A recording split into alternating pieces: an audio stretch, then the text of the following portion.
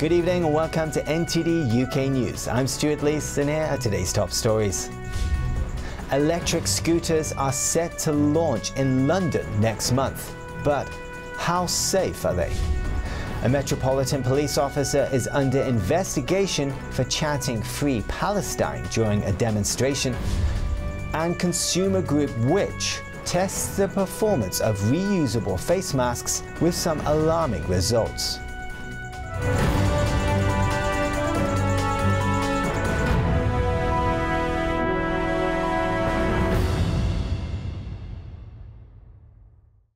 Next month sees the launch of electric scooters in London, with their speed limited to 12.5 miles per hour during the trial. It's currently illegal to ride e-scooters on the capital's roads. Here's NTD's Jane Worrell with the story. E-scooter rentals have been trialled across England and have been available for a while in Paris, Berlin and Rome. From next month they'll be in parts of London. Transport for London selected 3 firms, Lime, Tier and Dot, to take part and collaborate in the trial. Scooters will be allowed in 6 London boroughs, on cycle paths and the roads, but not on the pavement. It's illegal in the UK to use private e-scooters on public roads, but it's quite common to see them around. E-scooters are classified as a motor vehicle in the UK, but there are concerns over safety. In 2019, a YouTuber had a fatal collision with a lorry while riding an e-scooter. This spring, a 3-year-old was seriously injured in West London after being hit. The UK manager of Dot, one of the companies trialling the scheme, said they will have slow zones and no-go zones and will keep the speed limit below the legal maximum of 15.5 miles per hour. We take a great deal of ownership in making sure that we operate the safest trial or the safest schemes possible, same as an e-bike can go.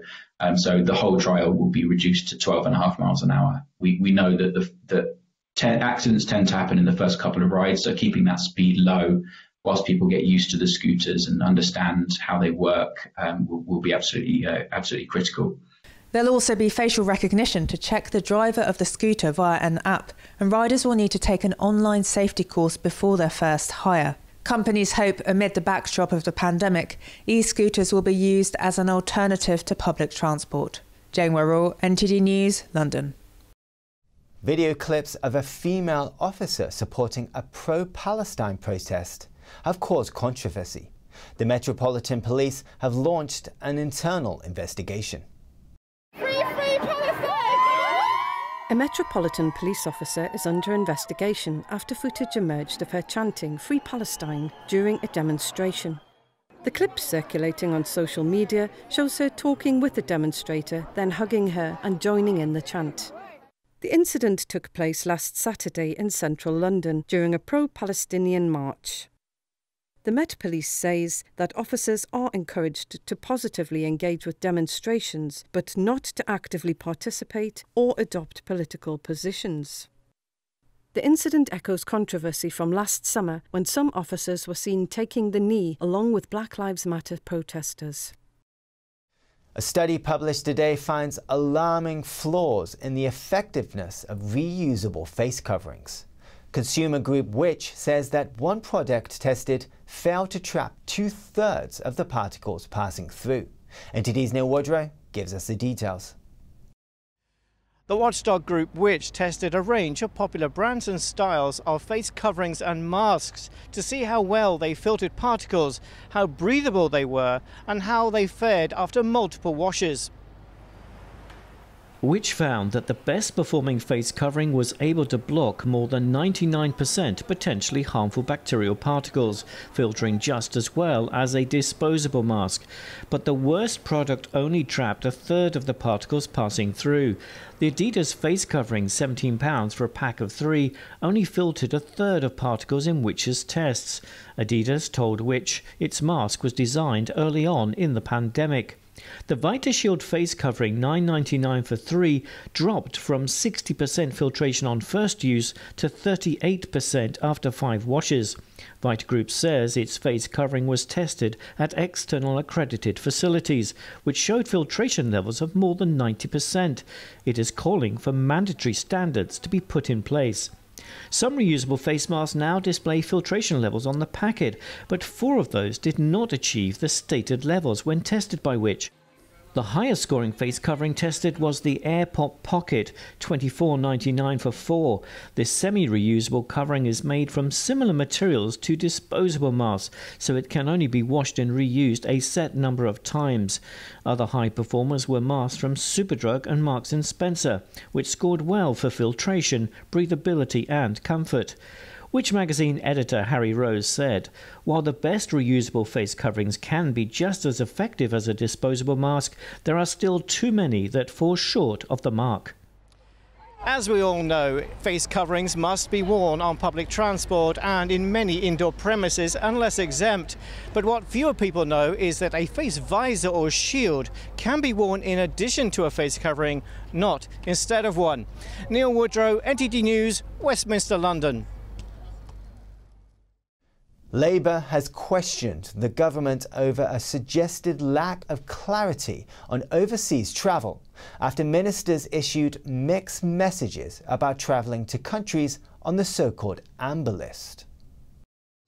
At Prime Minister's questions in the Commons, Labour leader Sir Keir Starmer said that people need absolute clarity about when they can travel to an amber country. But ministers have given conflicting information about whether or not people should be travelling.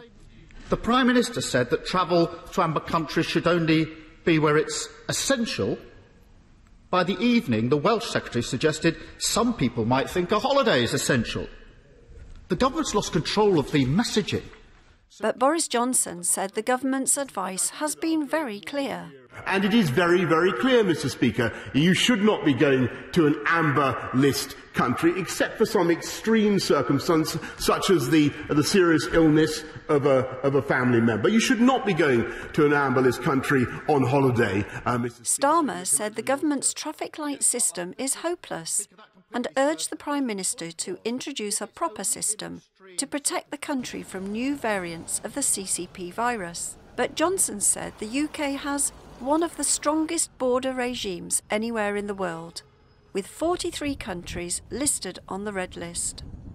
New data says that rental demand in London is falling, whilst areas outside the capital have seen significant increases. NTD's Patrick Hayden breaks it down. The demand for rental property in London's private sector is falling. That's in contrast to the rest of England and Wales. A survey by the National Residential Landlords Association, or NRLA, found that 56% of landlords with properties in central London saw tenant demand fall. That's in the first quarter of 2021 compared to the same period in 2020. The survey also found that 45% of landlords in London's suburbs say demand has dropped, but 33% say it's increased. Central London and its suburbs were the only regions where landlords reported falling rents. Tenant demand was strongest in Wales. The southwest of England also saw significant increases. NRLA Chief Executive Ben Beadle says the pandemic has seen a significant shift in where tenants want to rent, with the trend towards home working making inner cities, especially London, far less desirable. He says decisions employers make about working patterns will be important to investors in the coming months. Patrick Hayden, NTD News, London. A senior minister is insisting no new investigations should be opened into COVID-19 controversies linked to lobbying and conflicts of interests. But Labour's deputy leader is accusing ministers of acting like the rules don't apply to them. Cabinet Office Minister Penny Mordaunt dismissed opposition calls for a judge-led review into a COVID-19 lobbying row. Labour's deputy leader Angela Rayner accused government ministers of acting like rules are for other people. But Mordaunt said allegations raised by opposition MPs are based on speculation, innuendo and smear, rather than fact. It's not getting traction with the public because it is not plausible. It is based not on fact, but on speculation, innuendo and smear. SNP MP Joanna Cherry said there needs to be a judge-led inquiry into lobbying, procurement and ministerial and civil service conflicts during the pandemic. But Mordaunt says there are already several inquiries underway. My personal view is I don't think we need any more reviews. We have the Committee on Standards, we have the House authorities, we have the Boardman Review, we have all of these pieces of work looking at all of the issues that honourable members have raised this afternoon. I think what I would like to do is focus on the matters of substance that are facing this country and to ensure that we take the trust of the public with us in that respect. But I would also say to the honourable lady that I'm afraid part of the agenda is to question business, and that is what is going on this afternoon. Mordaunt said the public have an interest in standards in public life, but view criticism raised in the Commons during the urgent question as a load of flannel. France reopened restaurant and cafe terraces, museums, cinemas and other businesses on Wednesday. The French are hopeful of an economic rebound after their third lockdown. French cafes and restaurants resumed serving customers on Wednesday. This as France gradually winds down its third national lockdown in little more than a year. For this Parisian, the world felt a little more normal. He was back at his favourite cafe, drinking his morning coffee and eating a croissant.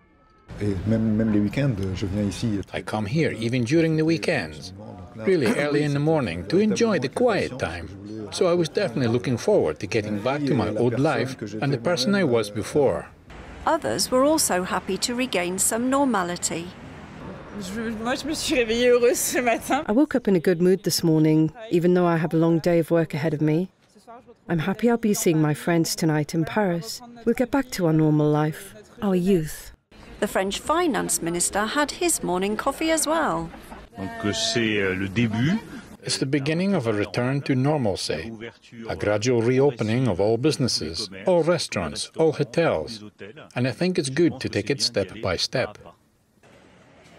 For regulars, it's still not completely back to normal life, especially those who enjoyed sitting inside. That area is still off limits because of COVID-19 restrictions. Museums reopened too on Wednesday. Queues formed outside the Louvre Museum. This Parisian was one of the early birds.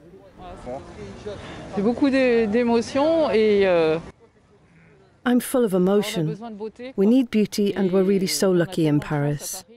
Visitors were required to reserve tickets. Some children were on a field trip, while others took their time in the Grand Gallery. They admired works like Eugène Delacroix's Liberty Leading the People. Others took selfies at Leonardo da Vinci's Mona Lisa.